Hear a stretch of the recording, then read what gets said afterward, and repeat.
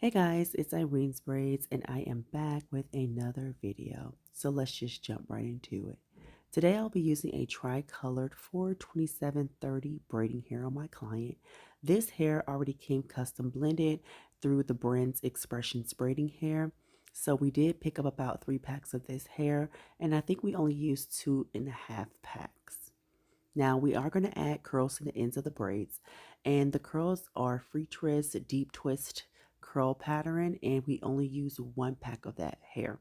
So I will be showing you what that pack looks like during the process of me adding the curls to the ends of the braids. This is a very detailed video that you must watch. So if you're trying to learn how to perfect your craft, but then also learn how to make your braids secure, this is how you'll do it. So what I did first is I went ahead and combed through with a little bit of braid gel. I slowed this clip down so that way it could be as detailed as possible. What you want to do is split your client's hair up into 3 sections like I've done here. And once you have those 3 sections, you're going to mainly focus on using your index and thumb finger. And you want to make sure that you're going to grab a hold of that hair by pushing your index finger through while still holding that hair in place. And once you pushed your index finger through, you're going to grab a hold to the left side of the hair while the middle strands remain out. Please grab onto a piece of braiding hair, put it between your index and thumb finger, pull down on that middle piece that was left out, and then begin to braid it through. And once you've done that, you would have started your first knotless braid point. So you want to go ahead and braid it in between 2 and 3 times. And then you want to take another piece of braiding hair, add it between your index and thumb finger, and then make sure you braid it in at least 1 to 2 times, and then add another piece of braiding hair. And then that way it'll help you build and thicken up the braids as you so desire. So as you see here, my braids look perfect. The knotless braid is not bulking in any place. It has no knots. It's just laying flat and neat and seamlessly, and that is what you're looking for. So as I begin to get the hair in at a good point, I'm going to start rolling her natural hair and tucking it as best as I can, so that way her braids are not showing her natural hair throughout the expressions hair. So how you do that is you want to take a hold of your client's natural hair and just use the braiding hair to roll it over the natural hair where her hair was darker at. That's her natural hair. So I took more of the color hair, rolled it over, add another piece, and then braided that in. And how you know when you need to add another piece is you want to go based off how it feels as you're braiding. If it feels like it's thinning out some, then it's time for you to add another piece of braiding hair. So that way everything is equivalent and then there are no uneven pieces. So this is how I began my first braid. And as I braid down, I'm going to come to a stopping point because then it'll be time to add in a piece of the curly hair. Here is what that curly hair looks like, you guys. This is synthetic free twist brand hair. It's affordable for clients who don't want to spend a lot of money on curly hair. You can also get this in human hair, and then you can also get this in virgin hair. However, of course, it'll cost you more money. I don't think that there's a problem with using this type of hair for this particular style because it's only on the ends. If you're going to go for more of a boho look, then I would highly suggest a virgin hair. So what I done here is I did braid her hair down to a certain point, not to where the 12-inch curls will be able to end off the braid versus it ending off in straight expressions braiding hair. So what I done here is I slowed this clip down. You're going to take that piece of hair and add it between your index and thumb finger up under the braids. You see that, how it lays up under?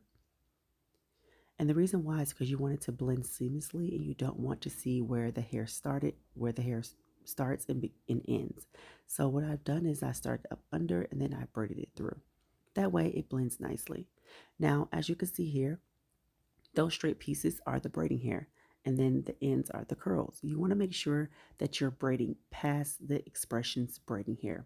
And the reason being is because you don't want those straight pieces to show throughout the curls, but then also you want to make sure the braid is secure and that there are no indications of the braid unraveling.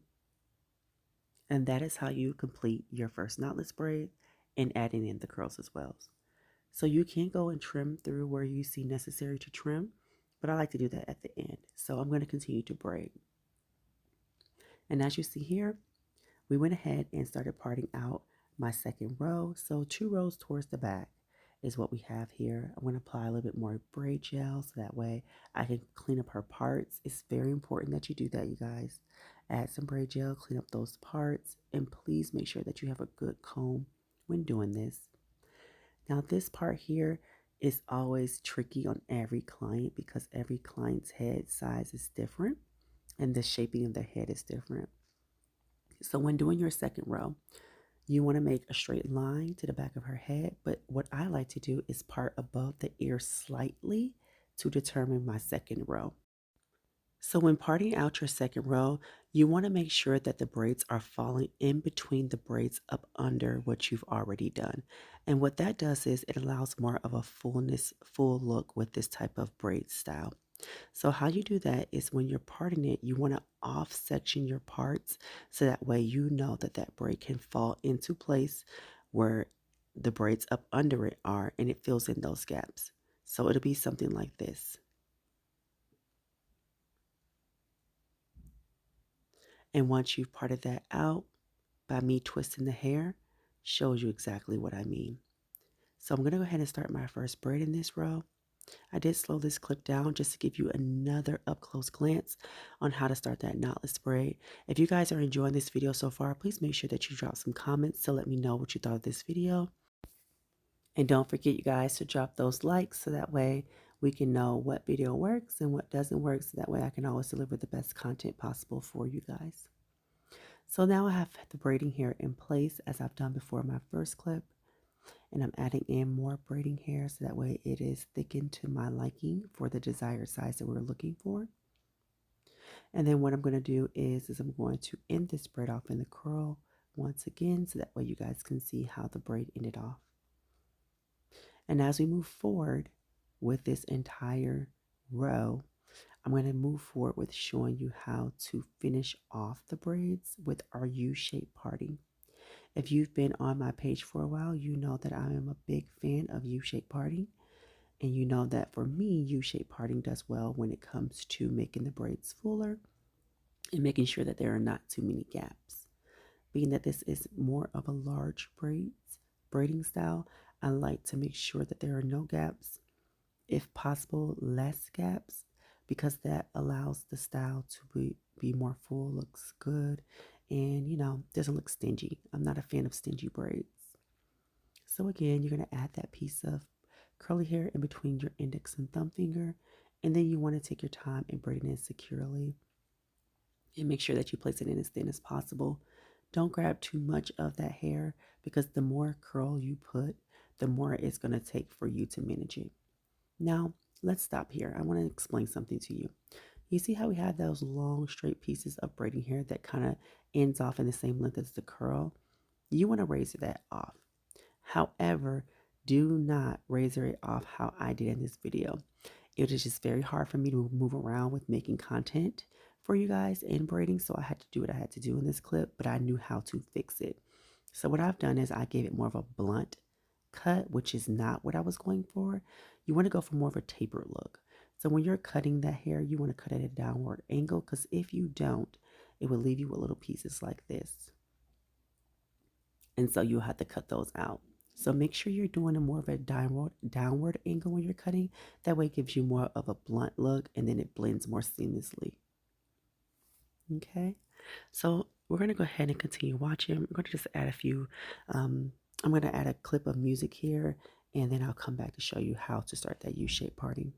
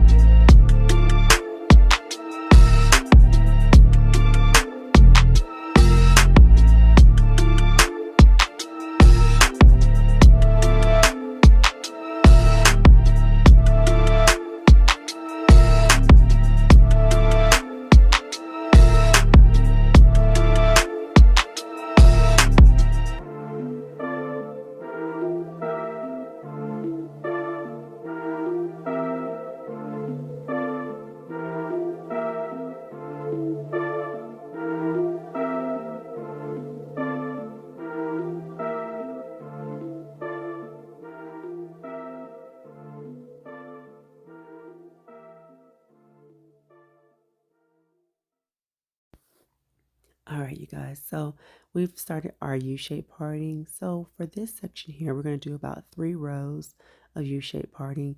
Now, I will say this, you guys, and I think I've mentioned this quite often in other videos.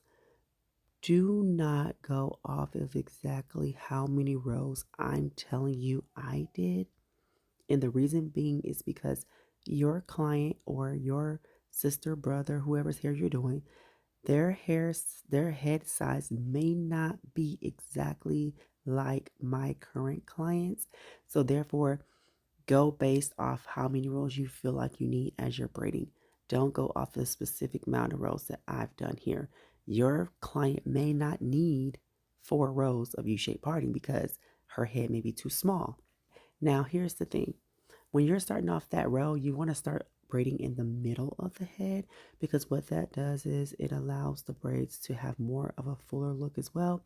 But then it helps you have that guidance of making sure the braids flow in between the braids up under it, so that way it doesn't look gappy. So once I parted out my row, I am going to start parting in the middle, so that way it can have more of a brick layered look, if that makes sense. Okay, so I hope that makes sense. So what I'm going to do now is I'm going to just continue to braid my client's hair, of course, and then I'm going to show you guys how we started off the second row. So this is how her braids have turned out so far. They look nice, clean, and crisp. And we have added curls as well, and now I have parted out my second row.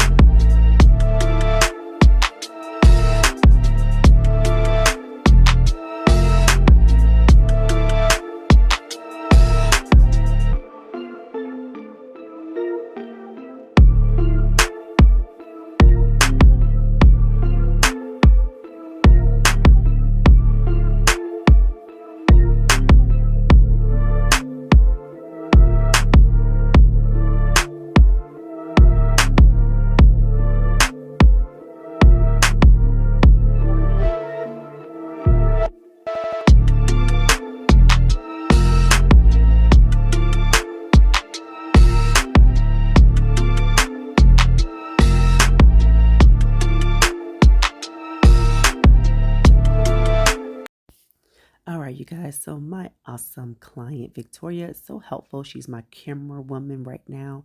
It is entirely too hard to bring my entire setup to my shampoo room, so I just want to show you guys how I dip them.